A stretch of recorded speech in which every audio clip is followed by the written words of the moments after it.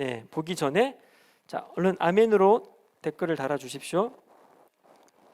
네, 지금 제가 이거 하는 건 소통을 같이 하고자 하는 거예요. 여러분들이 온라인을 통해서 같이 얼마나 같이 소통하고 있는지. 한나도 들어왔네요. 네, 한나 반갑습니다.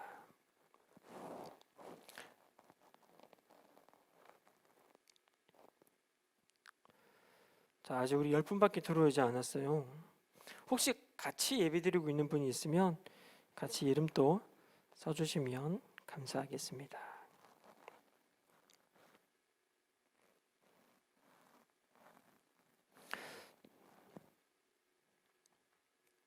자, 우리 카톡으로도 출석이 오고 있습니다. 용호랑 한나랑 시몬이랑 지연이랑 수연이랑 하람이 출석에 같이 동참하고 있습니다.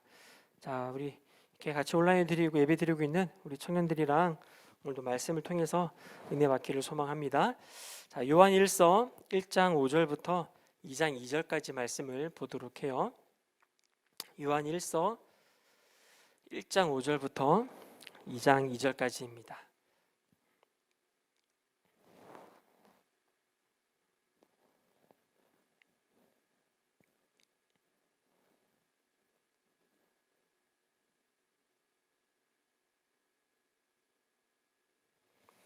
자, 우리 말씀 한번 다 함께 한 목소리로 읽도록 하겠습니다. 우리가 그에게서 듣고 너희에게 전하는 소식은 이것이니 곧 하나님은 빛이시라. 그에게는 어둠이 조금도 없으시다는 것이니라. 만일 우리가 하나님과 사귐이 있다 하고 어둠에 행하면 거짓말을 하고 진리를 행하지 아니함이거니와 그가 빛 가운데 계신 것 같이 우리도 빛 가운데 행하면 우리가 서로 사귐이 있고 그 아들 예수의 피가 우리를 모두 죄에서 깨끗하게 하실 것이요 만일 우리가 죄가 없다고 말하면 스스로 속이고 또 진리가 우리 속에 있지 아니할 것이요 만일 우리가 우리 죄를 자백하면 그는 미쁘시고 의로우사 우리 죄를 사하시며 우리를 모든 불의에서 깨끗하게 하실 것이요 만일 우리가 범죄하지 아니하였다 하면 하나님을 거짓말하는 이로 만드는 것이니 또한 그의 말씀이 우리 속에 있지 아니하니라. 나의 자녀들아 내가 이것을 너희에게 쓰면 너희로 죄를 범하지 않게 하려 함이라. 만일 누가 죄를 범하여도 아버지 앞에서 우리에게 대언자가 있으니 곧 의로우신 예수 그리스도시라. 그는 우리 죄를 위한 화목 제물이니 우리만 위할 뿐 아니요 온 세상의 죄를 위하심이라. 아멘. 요한 1서 1장 5절부터 2장 2절까지인데요. 우리 말씀을 쭉 띄워주면서 한번 오늘의 말씀을 함께 나누도록 할게요. 자, 1장 5절에 하나님이 뭐라고 말씀하고 계시냐면 우리가 그에게서 듣고 너희에게 전하는 소식은 이것이니 곧 하나님은 빛이시라 그에게는 어두움이 조금도 없으시다는 것이니라 라고 5절부터 시작하고 있어요. 우리 지난 시간에 설교 제목 혹시 생각나세요? 지난 시간 설교 제목은 너 요즘 누구랑 사귀고 있니? 그죠? 예. 요즘에 누구랑 사귀고 계세요? 예? 할렐루야. 네.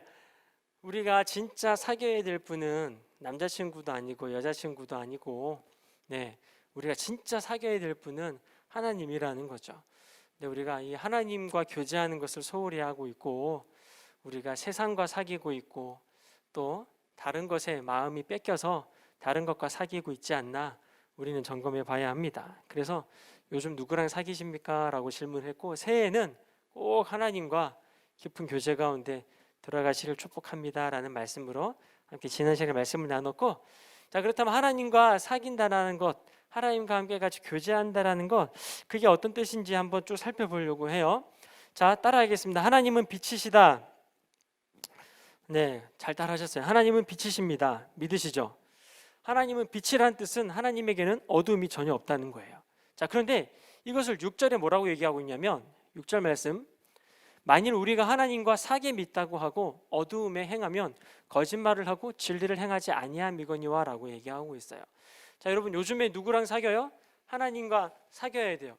근데 어떤 사람들은 나 하나님과 잘 사귀고 있는데? 이런 분들도 있다고. 어떤 분들은 솔직하게 제가 하나님과 사귐을 잘 못했습니다라고 솔직하게 고백하는 사람도 있는데, 어떤 사람들은 저 하나님과 진짜 잘 사귀고 있어요. 하나님과 전혀 관계에 전혀 문제가 없습니다 라고 이렇게 자신 있게 얘기하는 분도 있다라는 거예요. 교회 예배도 꼬박꼬박 잘 드리고 있고요, 헌금도 잘 하고 있고요, 신앙생활 아주 그냥 잘하고 있으니까 전 하나님과 잘 사귀고 있는 거 아닙니까?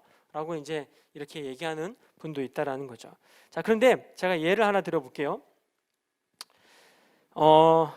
하나님과 사귄다고 하면서 일단 우리가 어둠 가운데 행하고 있다면은 하나님과 사귄다라는 그 말 자체가 거짓말이라고 오늘 성경 얘기하고 있거든요. 여러분들이 지금 거짓말을 하고 있는지 아닌지를 한번 볼 수 있어요. 결혼한 부부가 있다라고 생각해 보세요. 결혼했어요. 그래서 남편이 아내를 사랑한대. 근데 남편이 아내를 사랑한다고 말은 해요. 그런데 이렇게 얘기하는 거지. 나는 당신을 사랑해요 라고 얘기를 했는데 아내 몰래 다른 여자를 만나고 있으면 아내를 사랑하는 것이 진짜예요, 거짓말이에요? 거짓말이죠. 거짓말이에요. 옛날에는 자기 아내를 사랑했을는지는 몰라, 그죠? 그런데 예전에는 사랑했을지 모르겠지만 지금 그 남자가 다른 여자를 만나고 있는 이 순간에는 자기 아내를 사랑하는 것이 아니죠. 그렇죠? 여러분, 결혼 안 하셨지만 이해는 되잖아요, 충분히. 그죠? 만약에 여러분들에게 남자친구가 와가지고 자기야, 나 자기 진짜 사랑한다 라고 남자가 막 얘기를 해, 고백을 해. 그런데 여러분과 같이 있지 않고 다른 곳에 있을 때는 또 다른 여자를 만나서 다른 여자에게 또 막 사랑한다고 좋아한다고 이렇게 말을 하고 다녀요. 그럼 여러분들 기분이 괜찮으시겠냐고요. 진짜 기분 나쁘잖아요, 그죠? 예. 한 번쯤은 연애해봤으니까 경험이 있을 거란 말이에요. 그럼 마찬가지, 이걸 하나님에게 한번 적용해 보자고요. 우리가 하나님을 사랑한다고 해놓고 저는 하나님과 교제하고 있어요, 하나님과 사귀고 있어요 라고 말을 해놓고 다른 곳에서 돈을 더 사랑하고 있고 차를 더 사랑하고 있고 가방을 막 더 사랑하고 있고 술을 더 사랑하고 담배를 막 더 사랑하고 게임을 더 사랑하고 혹은 다른 남자친구 혹은 다른 여자친구를 더 사랑하고 있다면 우리가 하나님을 사랑한다는 것이 이게 거짓말이 된다라고 오늘 6절 말씀은 얘기하고 있는 거예요. 여러분들이 예전에는 하나님을 사랑했을는지는 모르겠지만 예전에 수련회 가가지고 은혜 받고 막 기도했을 때 그때 진짜 하나님 사랑에 복붙여가지고 그때는 하나님을 사랑했는지 모르겠지만 지금 하나님이 아닌 다른 중독에 빠져있는 지금 그 순간만큼은 하나님을 사랑하는 것이 거짓말이라는 거죠. 지금 이 순간에 여러분들이 하나님보다 더 즐기고 있다면, 다른 것을 더 즐기고 있다면 영화가 될 수도 있고 그게 드라마가 될 수도 있고 게임을 일 수도 있고 그 어떤 것일 수도 있어요, 그죠? 그거는 모든 것들은 다 중립적인 가치인데 그것을 내가 하나님보다 더 사랑하고 더 좋아하고 더 즐기고 있다면 그것이 우리에게 있어서 우리를 하나님과 멀리 떨어지게 만드는 나쁜 것이 될 수 있는 거죠. 그렇기 때문에 지금 우리가 하나님을 사귄다고 하면서 하나님의 자녀라고 하면서 하나님과 교제하고 있는 중이라고 하면서 그리스도인이라고 하면서 하나님이 아닌 다른 것에 우리가 시간을 쏟고 있고 물질을 쏟고 있고 마음을 쏟고 있다면 그것이 우리의 우상이 되고 하나님을 사랑하는 것이 거짓말이 되어버린다는 거죠. 자, 질문할게요. 여러분들 지금 하나님 사랑하고 계세요? 아멘. 네.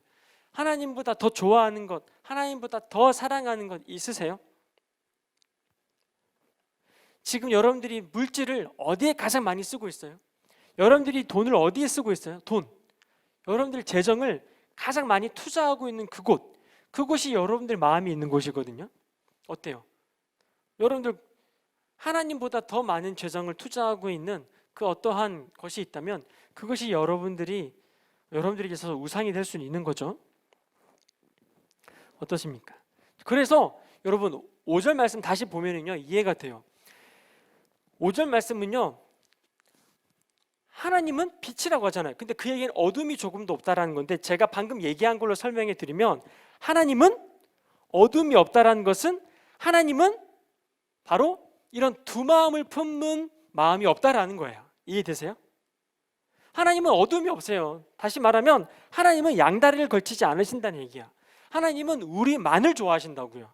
할렐루야. 아멘이시죠? 하나님은요, 우리도 사랑하고 다른 것도 사랑하고 이런 개념이 아니라 하나님은 우리만을 사랑하신다고. 우리만을 온전히 사랑하신다고요.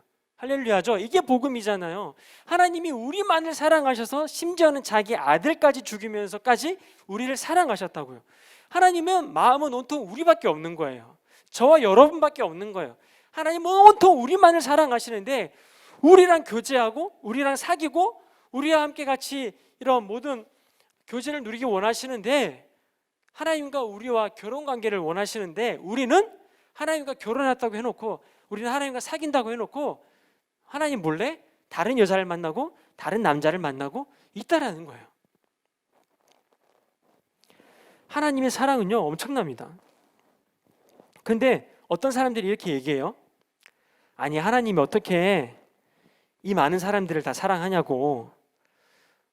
집에 아이들이 많으면, 집에 애들이 많으면 아무래도 부모의 사랑이 나눠져 가지고 애들한테 가게 되어 있는데 이게 하나님 어떻게 이 많은 인구들을 다 사랑하냐고 이렇게 말하는 사람이 있어요. 그러면서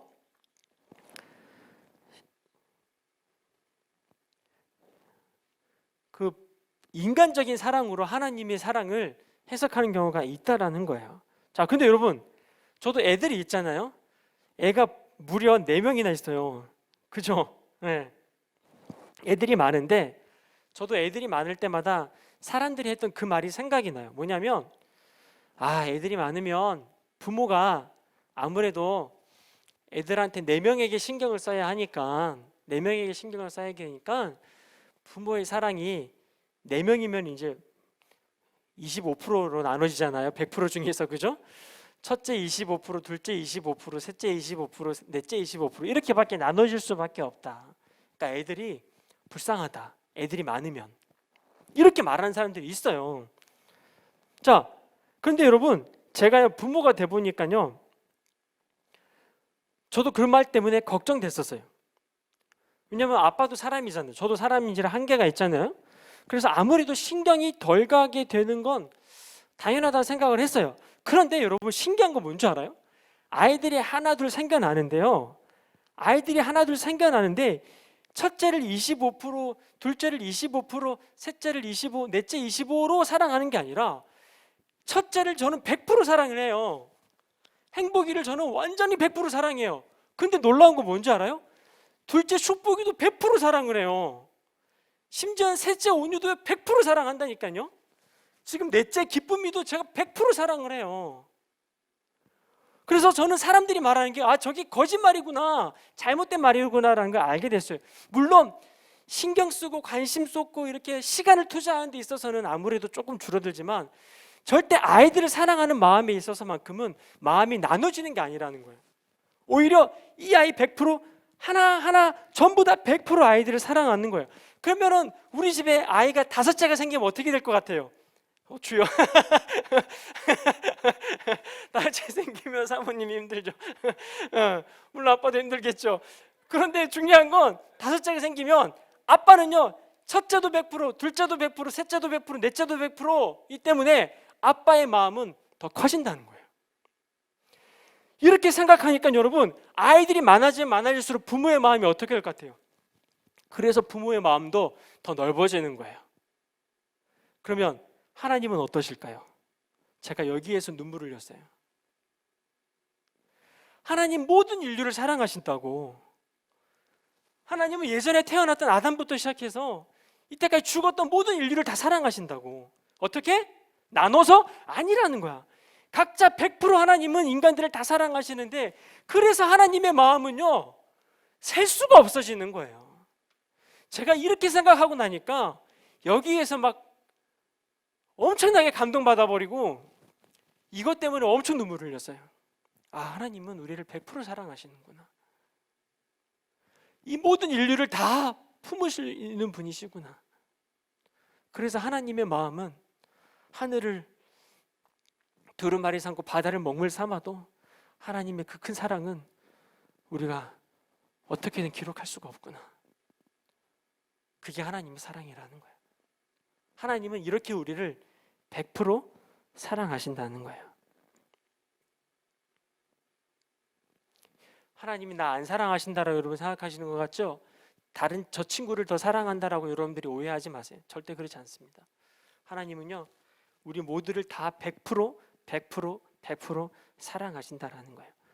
하나님은요, 우리만을 사랑하신다고. 이게 아버지의 크신 마음이에요. 그래서 하나님은 우리 모든 인류를 다 마음속에 품고 계시죠. 근데 우리 이렇게 사랑하는 우리들을 지옥에 보내고 싶지가 않으신 거예요. 그래서 어떻게 하세요? 자기가 직접 인간의 모습으로 내려오시잖아. 그리고 십자가에 못 박혀 죽으시는 거예요. 바로 우리를 일편단심으로 하나님이 우리를 사랑하시는 거예요. 하나님은요, 빛이신데요, 어둠이 조금도 없다라고 써있는 저 말씀은요, 하나님은 절대로 우리를 양다리식으로 사랑하는 게 아니라 일편단심, 한 마음으로 하나님이 우리를 그렇게 사랑하고 계신다라는 거예요. 믿으십니까? 그러면 7절 한번 가봅시다. 7절 말씀에 그가 빛 가운데 계신 것 같이 우리도 빛 가운데 행하면 우리가 서로 사귐이 있고 그 아들 예수의 피가 우리를 모든 죄에서 깨끗하게 하신다는 거예요. 예수님, 하나님의 빛, 그가 빛 가운데 계신 것 같이 우리도 빛 가운데 행하는 것. 그러니까 하나님도 사랑하고 어둠도 사랑하고 세상도 사랑하고 죄도 사랑하고 쾌락도 사랑하고 이런 식으로 사랑하는 거 말고 하나님만 온전히 사랑하고 우리도 그 하나님처럼 순전하게 정결하게 거룩하게 순결하게 하나님을 사랑한다면 주님이 그 예수의 피로 우리를 다 깨끗하게 하신다는 거예요. 하나님이 여러분들이 죄를 용서하셨다는 것이 왜 이해가 되지 않고 왜 마음에 와닿지 않을까요? 여전히 내가 어둠을 사랑하고 있고 여전히 내가 하나님보다 다른 걸 사랑하고 있어서요. 그런데 너무 신기한 거, 수련할 때 은혜 받으면 왜 눈물 나고 막 이래? 그게 하나님을 더 사랑하는 마음들이 올라오고 하나님께 더 가까이 가니까 내 죄가 회개가 되고 내 어둠이 보이기 시작하고 내가 회개 기도를 하면서 내 모든 죄가 예수의 피로 깨끗하게 씻어졌다라는 것이 막 그때 이해가 되고 막 와닿는 거예요. 그러니까 수련회 때 막 눈물을 흘리며 기도하게 되는 거겠죠. 8절 말씀 볼게요.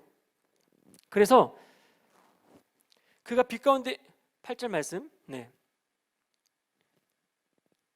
만일 우리가 죄가 없다고 말하면 스스로 속이고 또 진리가 우리 속에 있지 아니할 것이요 라고 얘기하세요. 그 다음에 9절.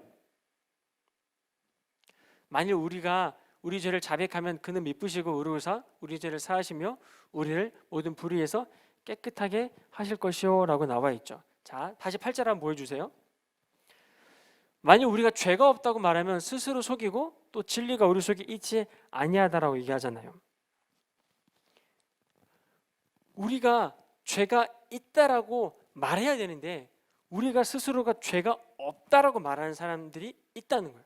저도 아이들 키워보면 알지만 아빠가 아이들에게 잘못을 얘기하면 아이들이 뭐라고 얘기해요? 자기가 안 그랬다는 거예요. 분명 자기가 했는데 죄가 없다라고 말하는 거예요. 그렇게 되면은 그때부터 아빠와의 관계가 멀어지는 거예요. 아빠는 아이를 절대 관계를 멀리하지 않아요. 아빠는 계속 다가가는 거야. 근데 이 아이가 스스로가 자기가 그렇지 않았다고, 자기 죄 안 졌다고 이러면서 자기가 아빠를 막 스스로 멀리하게 된다는 거예요. 그러니까 진리가 우리 속에 있지 않게 되는 상태가 나타나는 거죠. 자, 그 다음에 8절 넘겨주시고 9절 넘겨주시고 10절 한번 넘겨주세요. 만일 우리가 범죄하지 아니하였다 하면 하나님을 거짓말하는 이로 만드는 것이니 또한 그의 말씀이 우리 속에 있지 아니한다라고 하는 거예요. 여러분 참 재밌는 게 뭐냐면요,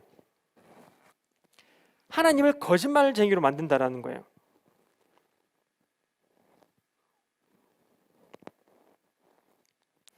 아이들을 키우다 보면은요, 분명히 아이들이 사고 칠 상황이 뻔히 보일 때가 있어요. 뻔히 보일 때가 있어. 그런데 조금 더 장난이 심해지면 분명히 사고 날 상황이야. 그러면 아빠는 당연히 사고 날 것 같으면 어떻게 얘기해요? 처음에는 아주 좋은 말로 얘기하지. 처음부터 야마! 이런 소리 지르는 아빠가 어딨어요. 처음에 좋은 말로 하지. 처음에 그래서 한 번 사고 날 것 같으니까 좋은 말로 잘 알려줘요. 그런데 좋은 말로 잘 알려준데 이 아이가 뭐라고 얘기해요? 자기가 지적받은 것처럼 생각해가지고 막 기분 나빠하는 반응을 보일 때가 있어요. 그러면서 억울하다 이거야. 근데 억울하다고 하면서 뭐라고 얘기해? 아빠 옛날에 이렇게 말했잖아. 근데 왜 지금은 이런 거 갖고 이렇게 얘기하냐고 하면서 아빠를 뭘로 만들어요? 거짓말쟁이로 만들어버리는 거. 이런 경우가 있다니까. 그럼 아빠 진짜 억울해요. 아빠도요. 아빠 거짓말 한다고 막 그렇게 얘기해 버린다니까. 그럼 부모의 마음이 어떨 것 같아요? 슬프죠. 엄청 슬프죠. 자, 여러분, 신기한 거는요, 어둠은요 자꾸 숨으려고 하는 거예요. 하나님은 우리를 빛 가운데 자꾸 드러내시려고 하는데 죄는 자꾸 어둠 가운데 숨으려고 한다는 거예요. 그런데 어떻게 해야 돼요? 어둠을 우리가 자백해야 되는 거예요. 어둠은 반드시 우리가 자백해야 돼요. 9절 말씀 볼까요? 자꾸 왔다 갔다 해서 죄송해요. 9절이 어디 있지? 우리 죄를 자백하면이라고 나오잖아요. 그죠? 우리 죄를 자백한다는 얘기예요. 이게 뭐냐면 우리가 우리 죄를 고백하고 인정하는 거예요. 그런데 어두움은요 계속 숨으려고 하지 절대 자백하려고 하지 않아요. 여러분, 다윗 아시죠? 다윗이 간음죄를 지었을 때 그 죄를 숨기려고 해요? 아니면은 이렇게 빛 가운데 드러내려고 해요? 당연히 숨기려고 하죠. 인간은 그래요. 그래서 결국에는 숨기다가 더 감추려고 하다가 어떻게 돼요? 결국 살인까지 저지르잖아요. 그러니까 어둠은 계속 숨으려고 하는 거예요. 여러분, 뉴스에 나오는 사람들 중에서 자기가 저지른 죄를 숨기기 위해서 다른 사람을 죽이는 일이 엄청나게 많이 나오죠. 다른 사람을 죽이고 심지어는 그 시신까지 완전히 없애버리려고 하는 이유가 뭐예요? 계속 숨으려는 속성을 가지고 있기 때문인 거예요. 그래서 죄는요 숨어서 져요. 어둠은 계속 숨어서 저질러요. 여러분들이 나쁜 짓을 할 때 드러내놓고 나쁜 짓 하는 사람 있어요, 없어요? 없지. 우리 청년들 나쁜 거 볼 때 다 드러내놓고 봐요? 아니잖아. 숨어서 보잖아. 그죠? 다 숨어 산다. 여러분, 우리 애들도요 첫째, 둘째, 셋째까지 키우다 보면 재밌는 게 있는데 셋째 녀석은 5년은요 떠들다가 갑자기 조용해.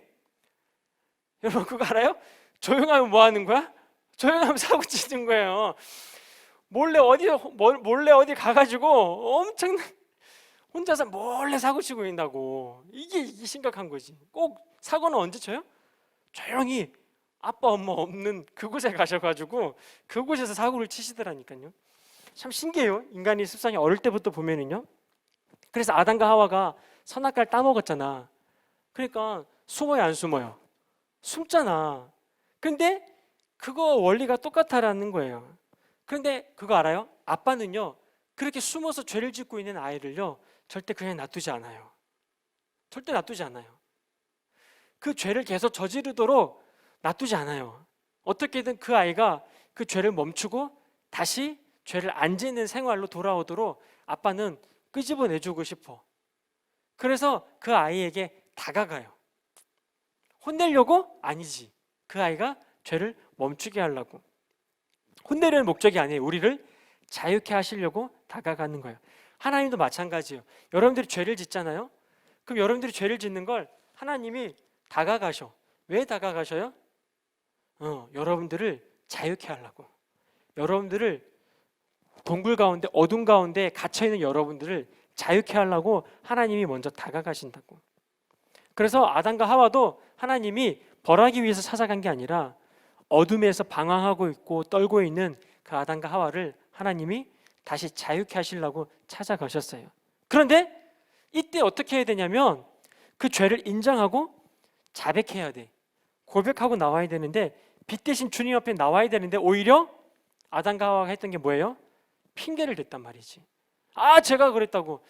하나님이 만들어준 저 여자가 나한테 이 과일을 줬다고 하면서 핑계를 대버리지. 그러니까 죄는 핑계를 댄단 말이에요. 그러면서 자기 잘못을 인정하지 않아요.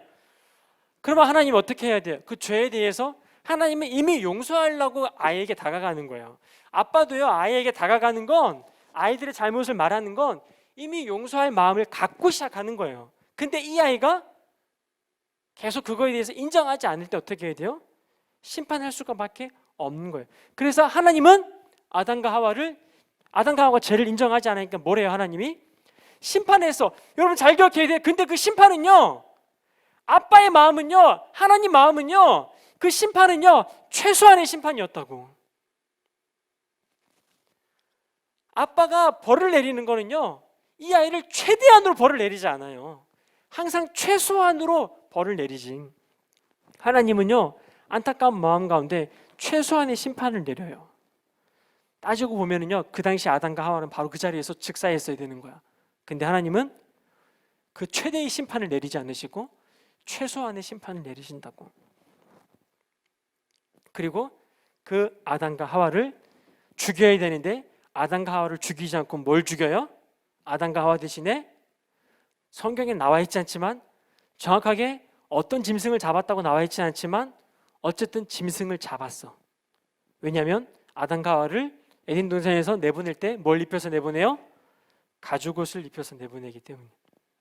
아담과 하와를 죽이지 않고 다른 동물을 죽였고 그 동물의 가죽을 아담과 하와에게 입혀서 내보내요. 하나님은 최소한의 심판을 하시는 거지. 하나님의 목적은 심판이 아니라 뭐예요? 구원이기 때문인 거예요. 자유케 하기 위해서 아빠는 다가가요.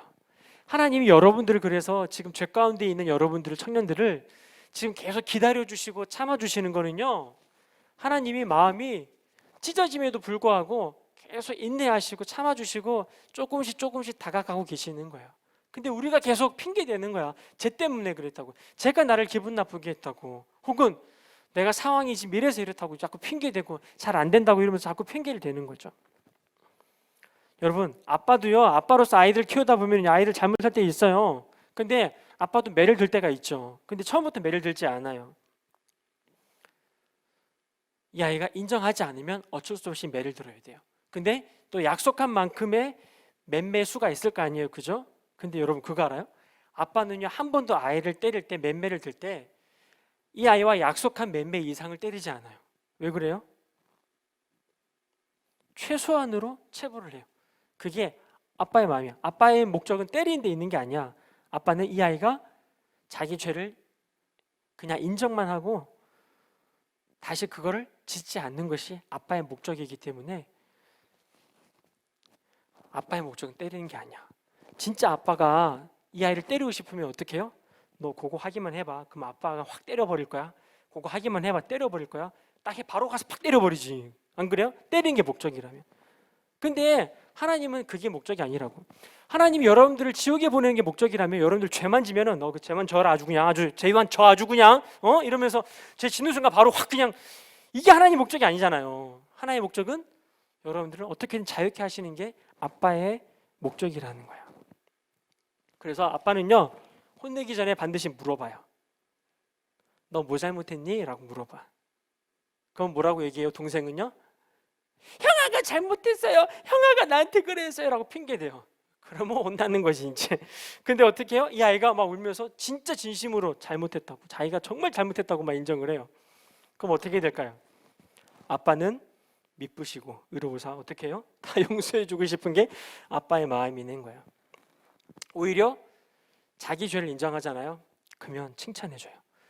저는요, 그래서 아이들과 함께 같이 혼이 난 다음에 이 아이가 솔직하게 말하고 그리고 잘못을 인정한 거에 대해서 칭찬해줘요. 잘했다.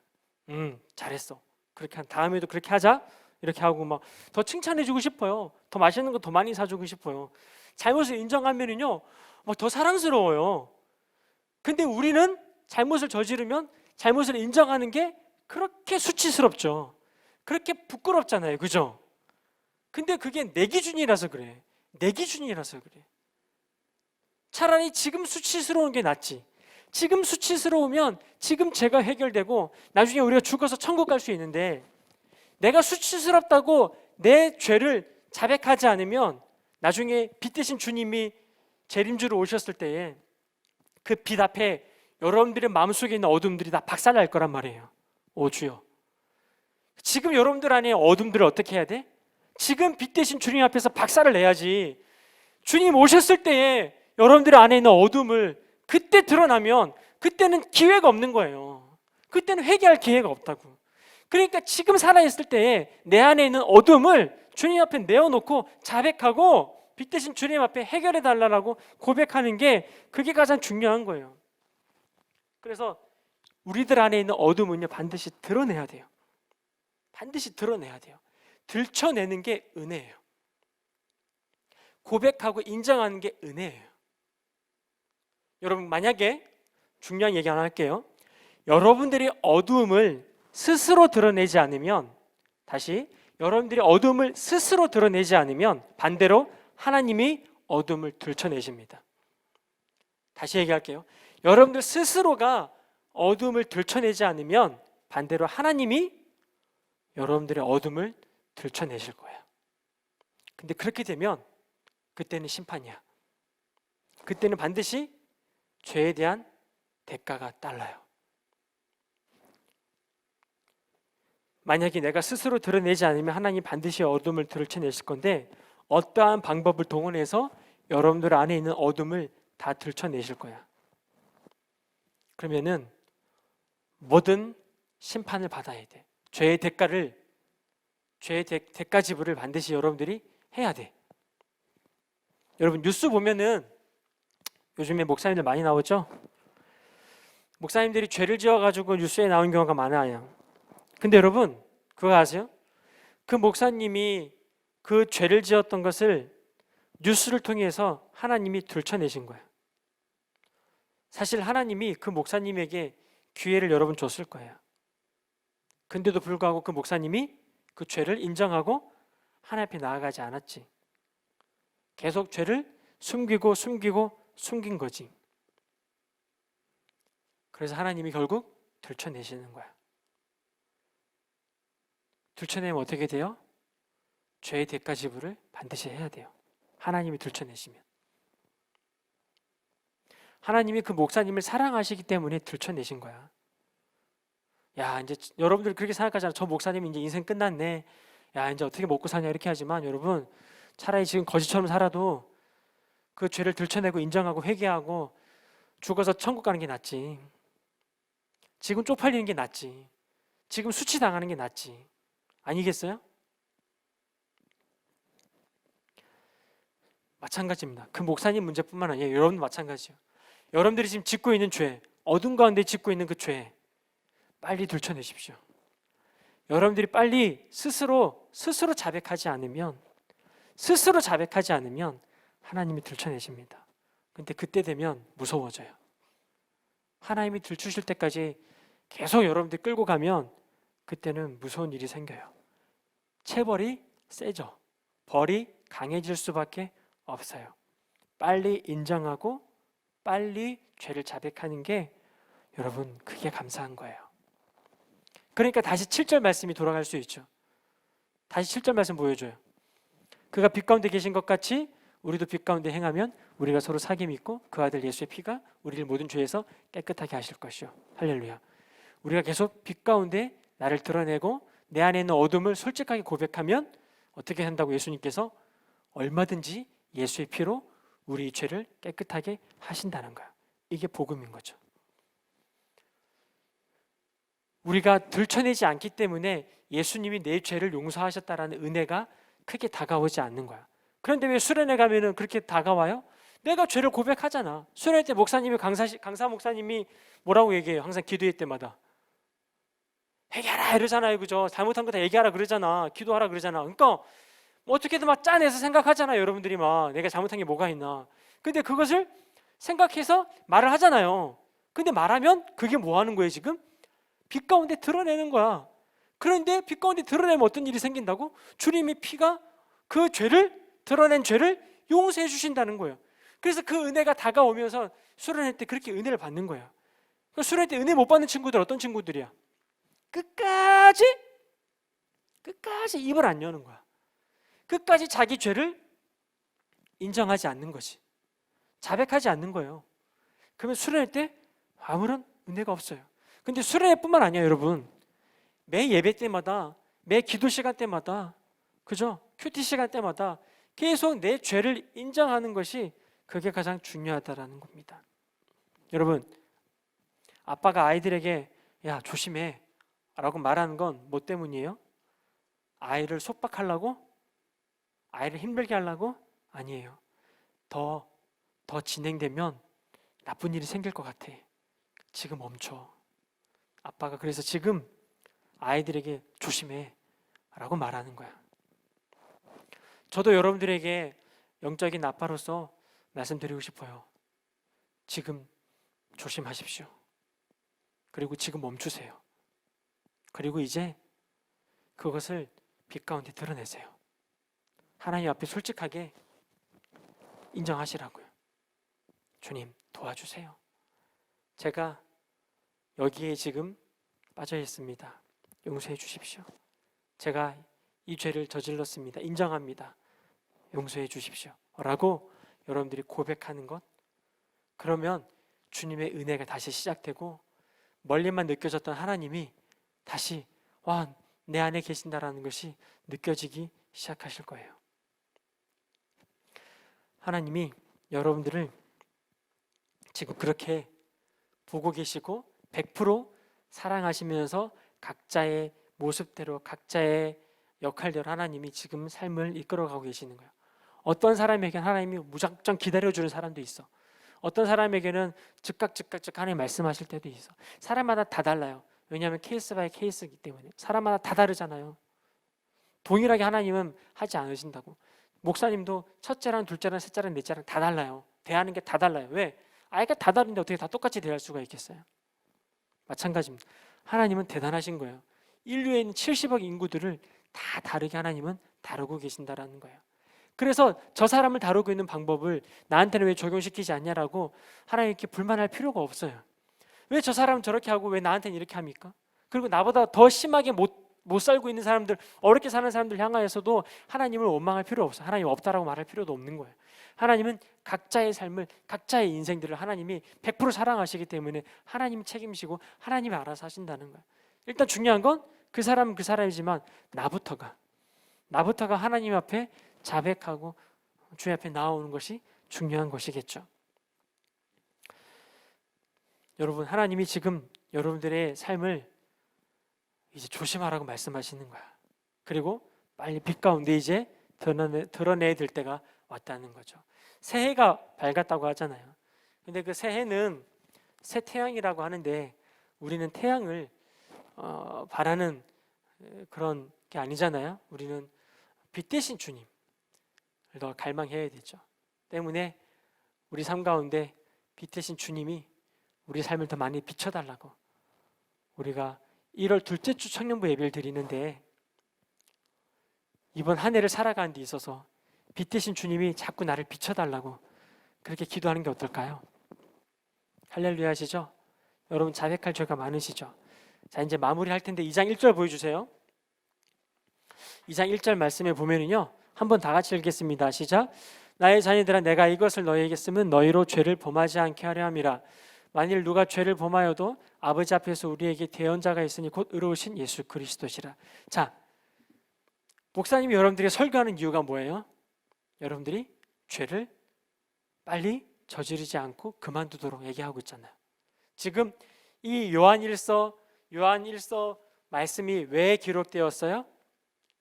네, 죄를 범하지 않게 하기 위해서 말씀이 기록되었대요.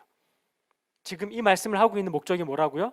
더 이상 그 죄에서 이제 멈추라는 거야. 그리고 이제 그 죄를 멈추고 다시 빛 대신 주님 앞에 나오라고 하는 거예요. 예수님께서 미리 예방 차원으로 지금 말씀하고 계시는 거예요. 아니 이미 여러분들에게 예방 차원으로 많이 말씀하셨을 거야. 근데 우리가 그 말씀을 무시한 거지. 그래서 지금 우리 삶에 지금 어려운 일들이 생겨나는 걸 수도 있다라는 거예요. 작년을 생각해 보세요. 여러분 왜 작년에 아무런 삶의 변화가 일어나지 않았죠?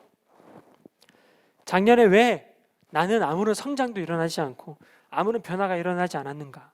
오히려 더 삶의 절망감이 많았고 더 낙담도 많았고 더 실망도 많이 왜 그랬을까요? 왜 그랬을까요? 내 삶이 왜 진보하지 않았고 성장하지 않고 왜 더 퇴보됐을까요? 왜 그랬을까요? 곰곰이 생각해 보면 하지 말아야 할 죄들을 내가 여전히 하고 있어서 그런 것들이 많았다라는 거예요. 하지 말아야 될 것을 하지 않았어야 하는데 하지 말아야 할 것을 내가 선택했기 때문에 그로 인한 내 삶에 안 좋은 열매들이 맺혀서 지금 우리가 성장하지 못하고 있다라는 거예요. 내가 잘못을 한 것은 생각 안 하고 때로는 나에게 안 좋은 현실을 만들어준 하나님을 원망할 때가 많아요. 다른 사람과 비교해서 다른 사람은 좋은 환경에서 금수저, 은수저로 태어나가지고 아주 좋은 환경에서 그렇게 살아가는데 나는 흙수저로 태어나가지고 완전히 이렇게 힘들게 살아가는 것 억울하다고. 하나님, 나는 왜 금수저가 아니냐고, 나는 왜 은수저가 아니냐고, 나는 왜 흙수저밖에 안 되냐고 라고 말할 때가 있다라는 거예요.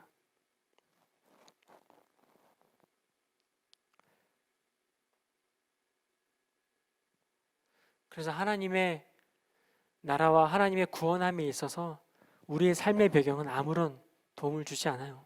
아무리 모태신앙으로 태어났다 할지라도. 왜냐하면 성경에 종교인으로 태어나서 종교적으로 열심을 가졌던 사람들도 구원받지 못한 사람들도 엄청나게 많아요.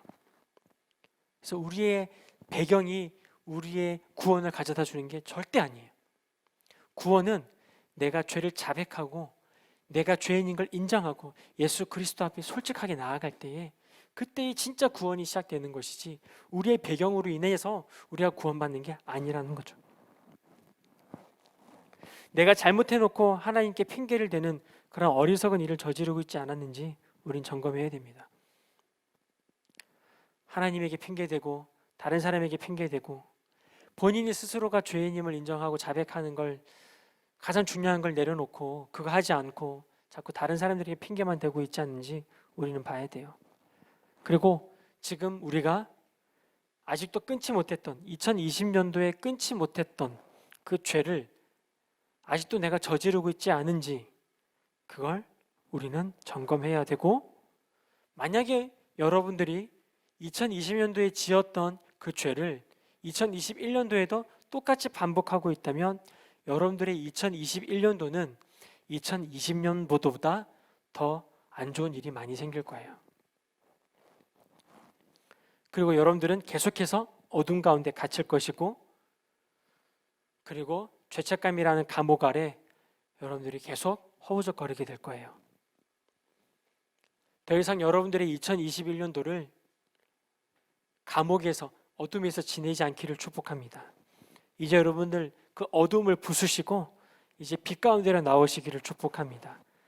그러기 위해서는 여러분들이 죄를 어떻게 해야 한다고요? 죄를 인정해야 한다는 거예요. 어둠을 부수고 빛 가운데 나오려면 여러분들이 죄를 인정해야 됩니다. 감사한 건 요한일서 2장 2절에 마지막 말씀인데요.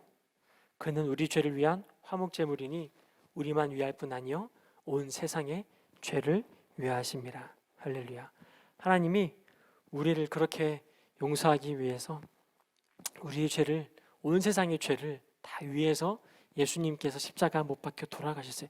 여기서 온 세상이라고 하는 죄는 예전에 태어났던 모든 사람들부터 앞으로 태어날 모든 인류들의 죄까지도 예수님은 다 화목제물이 되셨고 용서하셨다라는 거예요.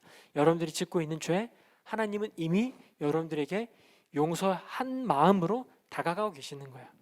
아빠가 아이들을 용서할 때 이미 용서한 마음으로 다가가요. 내 자식이니까.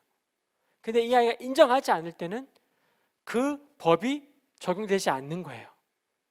용서가 안 되고 심판을 받아야 되는 법이 적용돼요. 그런데 아빠는 이미 용서한 마음으로 아이에게 다가가요. 근데 이 아이가 죄를 인정하면 아빠가 이미 용서한 그 법이 적용이 돼서 이 아이는 더 이상 벌을 받지 않아도 되는 거예요. 이해되세요? 목사님 말이 이해가 되세요?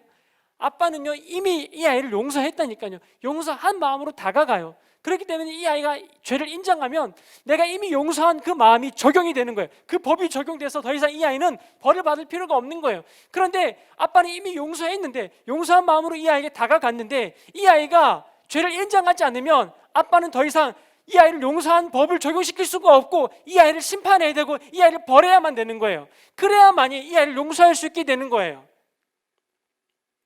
마찬가지예요. 하나님이 이미 모든 인류를 용서하셨고 그렇게 결정을 하셨어요. 그래서 거기에 내 죄를 인정하고 나아가기만 하면 하나님은 그 원리를 우리에게 적용시켜 주셔서 우리를 용서해 주시고 우리의 모든 죄를 다 깨끗하게 해 주신다고 말씀 가운데 약속을 하고 계시는 거예요. 그래서 우리가 해야 할 건 내 죄를 인정하는 것밖에 없는 거예요. 내 죄를 인정하고 주님 앞에 나오는 것밖에 없는 거예요. 그런데 왜 그게 그렇게 싫은지, 그게 왜 이렇게 수치스러운지, 그게 왜 이렇게 창피한지 모르겠어요. 근데 그 창피를 무릅쓰고 주님 앞에 나아가야 된다는 거예요.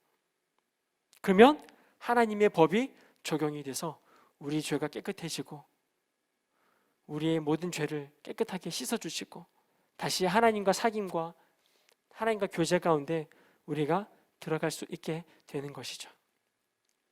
여러분, 오늘 1월 둘째 주인데요, 함께 같이 이 찬양 한 번 더 부르고 기도했으면 좋겠습니다. 우리 처음에 불렀던 찬양인데요, 빛 대신 주, 빛 대신 주 어둠 가운데 비추사 내 눈 보게 하소서.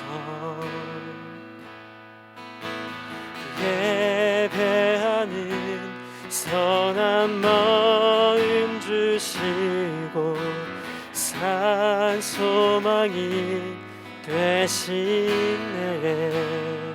빛 대신 주, 빛 대신 주 어둠 가운데 비추사 내 눈 보게 하소서. 예배하는 선한 마음 주시고 산 소망이 되시네. 나 주를 경배하리 엎드려 절하며 고백해 주 나의 하나님. 오 사랑스런 주님, 존귀한 예수님, 아름답고 놀라우신 주, 다할 수 없네 주의 은혜, 내 죄 위한 주 십자가, 할 수 없네 주의 은혜, 내 죄 위한 주 십자가. 나 주를 경배하리 엎드려 절하며 고백해 주 나의 하나님. 오 사랑스런 주님, 존귀한 예수님, 아름답고 놀라우신 주, 나 주를 경배하리, 주를 경배하리 엎드려 절하며 고백해 주 나의 하나님. 오 사랑스런 주님, 존귀한 예수님, 아름답고 놀라우신 주.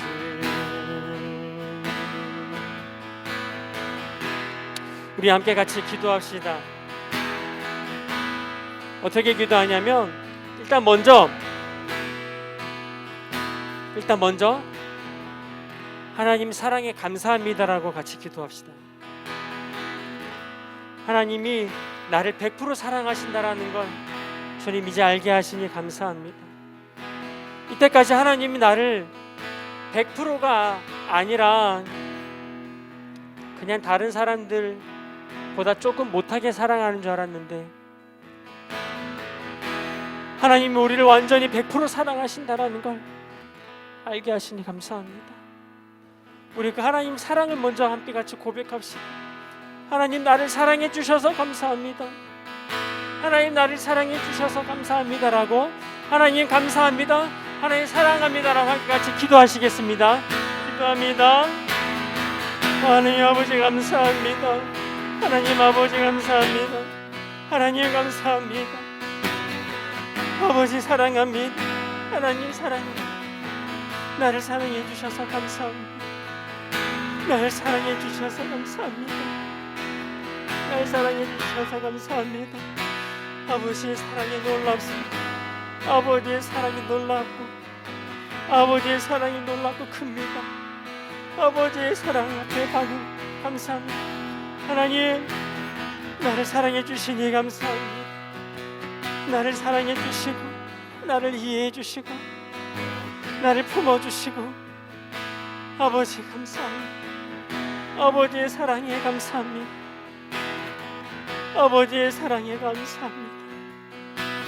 하나님 나의 사랑 나를 사랑해 주시니 감사합니다. 오 주님 감사합니다. 아버지의 사랑 감사합니다. 주님 감사합니다. 나를 100% 사랑해 주시니 감사합니다. 나를 완전히 사랑해 주시니 감사합니다. 오 주님 나를 사랑하시니 네 감사합니다. 감사합니다 주님. 아버지의 사랑이 놀랍고 위대하십니다. 주님 다 알 수 없습니다. 주님께 경배할 수밖에 없습니다. 주님을 찬양할 수밖에 없습니다. 오 주님 도와주시옵소서. 주님을 더 많이 사랑할 수 있게 주님 사랑합니다.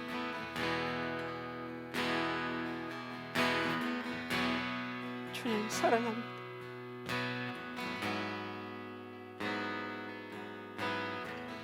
주님 사랑합니다.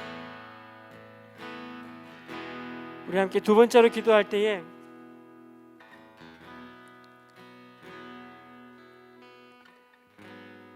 하나님 앞에 솔직하게 고백합시다. 하나님보다 다른 것을 더 사랑했노라고. 하나님을 사랑한다고 해놓고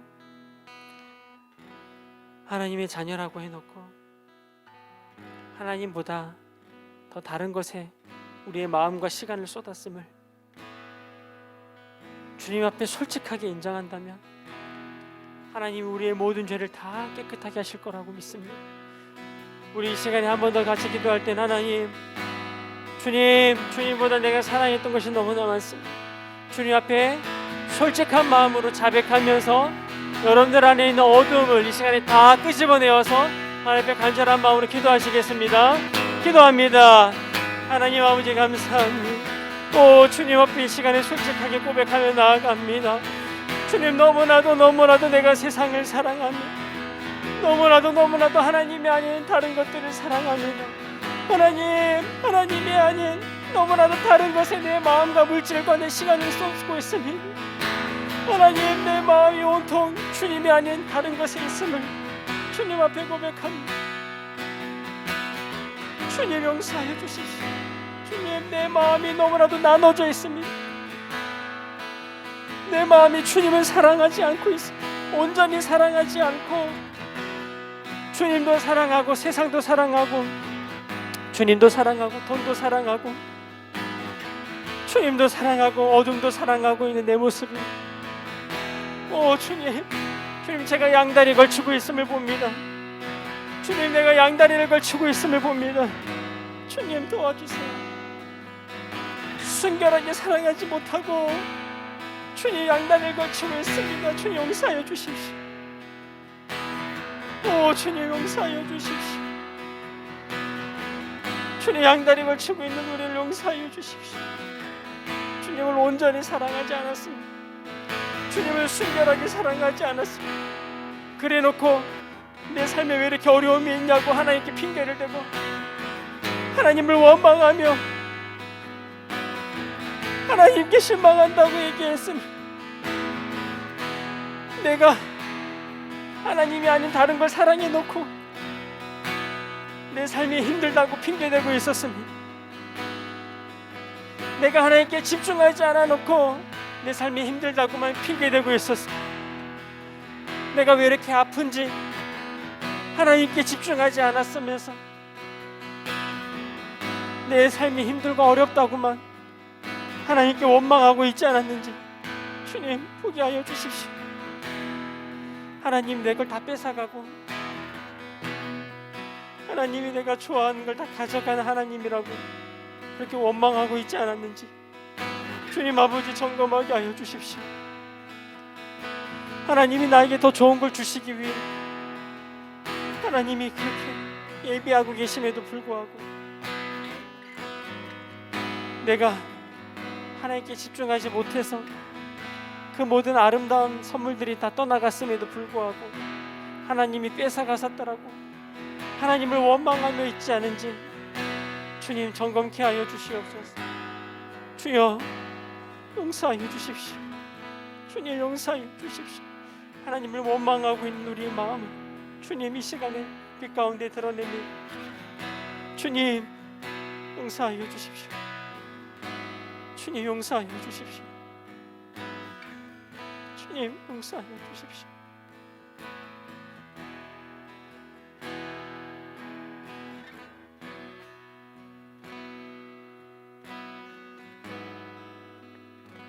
우리 마지막 기도입니다. 우리 마지막 기도는 하나님 앞에 함께 약속하며 결단하며 나아갑시다. 하나님 2021년도에는 제가 2020년도에 하지 못했던 것들, 예를 들어서 말씀 읽기라든지 큐티라든지 또 시간을 정해놓고 기도하기라든지 성경 통독이 될 수도 있고 또한 말씀 쓰기가 될 수도 있고 또 예배 드리고 또 하나님께 집중하는 것들, 하나님과 교제하며 하나님 앞에 나아가는 데 있어서의 그런 것들을 결단하는 시간 되기를 원합니다. 하나님 내가 뭘 할까요? 내가 하나님 지금 무엇을 시작하면서 하나님과 다시 교제 가운데 들어가면 될까요?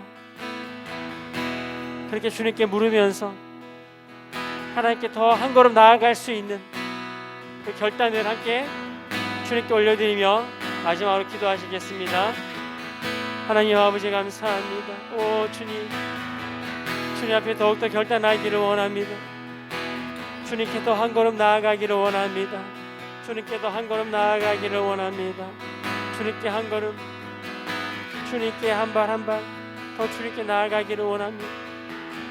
오 주님, 2020년도에 하지 못했던 것들을 2021년도에는 꼭 실천하면서 주님께 나아가는 우리가 될 수 있도록 인도하여 주십시오. 하나님 도와주세요. 하나님 도와주세요. 하나님 도와주세요. 2021년도에 주님과 더 가까워지고 믿으신 주님 앞에 더 나아가기를 원합니다. 하나님 도와주세요. 오 주님 사랑합니다. 주님 앞에 약속한 것들을 지켜나갈 수 있도록 인도하여 주십시오. 주님 사랑합니다. 오 주님 사랑합니다. 주님 나를 사랑해 주심에 감사합니다. 주님 나를 사랑해 주심에 감사합니다. 오 주님 감사합니다.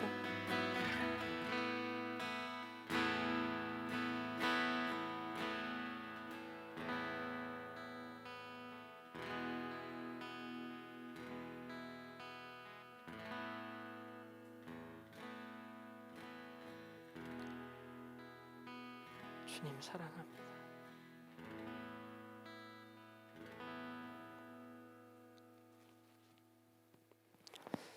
하나님 감사합니다. 오늘 1월 둘째 주 우리 청년부 예배를 온라인으로도 이렇게 드릴 수 있게 하시니 감사합니다. 우리 새로운 임원이 선정되었고 우리 또 부장님으로 손봉주 안수집사님께서 청년부 부장이 되어주셔서 이제 새해를 새로운 마음으로 시작하려고 하는데 코로나라는 위기가 이 모든 것들을 막고 있습니다.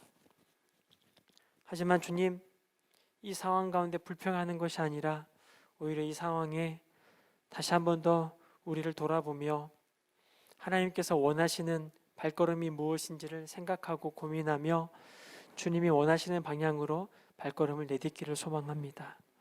코로나란 환경과 위기 가운데 오히려 우리에게는 기회가 되게 하여 주시사 하나님을 더 많이 사랑할 수 있는 시간이 될 수 있도록 인도하여 주시옵소서. 우리 청년부를 다시 돌아봅니다. 기존에 해왔던 그런 시스템과 조직이 이러한 역경적인 상황이 왔을 때에 과연 더 어떻게 진행될 수 있는 것인지, 아니면 우리가 어떻게 더 본질적인 것에 집중할 수 있는 것인지 점검하고 확인하고 또 확인하여서 정말 하나님께서 기뻐하시고 선하시고 온전하신 뜻이 무엇인지 분별하여서 2021년도에 하나님을 가장 기쁘시게 해드리는 청년부가 될 수 있도록 인도하여 주시옵소서. 눈에 보이는 성과가 아닌 하나님 보시기에 칭찬받을 만한 일들을 우리 새로운 임원과 부장님이 해 나가실 수 있도록 지혜를 주시고 능력을 부어 주시옵소서. 그리고 청년부 부원 모든 회원들도 함께 같이 동참하여서 하나님을 기쁘시게 하는 이번 한 해가 될 수 있도록 주께서 역사하여 주옵소서. 또한 주님 앞에 헌금을 드립니다. 주님 헌금 드린 손길 가운데 주님 함께하여 주시고 그 예물이 주님 앞에 귀하게 쓰임받게 하여 주시고 물질이 있는 곳에 마음이 있다고 하신 주님, 이 시간에 우리 물질의 마음을 담아서 주님께 드립니다. 주님을 사랑하는 마음을 고백합니다. 이 마음 받아주시고 더 주님을 사랑하는 마음으로 넘쳐날 수 있도록 부어주시고 역사하여 주옵소서. 이제는 예수 그리스도의 은혜와 하나님의 그 크신 사랑하심과 성령님의 감화 감동하심이 오늘 함께 청년부 예배를 드리고 각 가정에서 그것이 이제 빛 대신 주님 앞에 나아가는 빛 가운데 드러내는 곳이 되기를 원하는 마음으로 결단하며 그 가정이 어두움이 조금도 없고 이제 빛으로 환하게 비춰주시는 주님 앞에 밝은 그런 예배의 장소가 되도록 결단하며 또 도전하는 우리 청년들 머리 위에 이제로부터 영원토록 함께 하시기를 간절히 축원하옵나이다. 아멘. 아멘.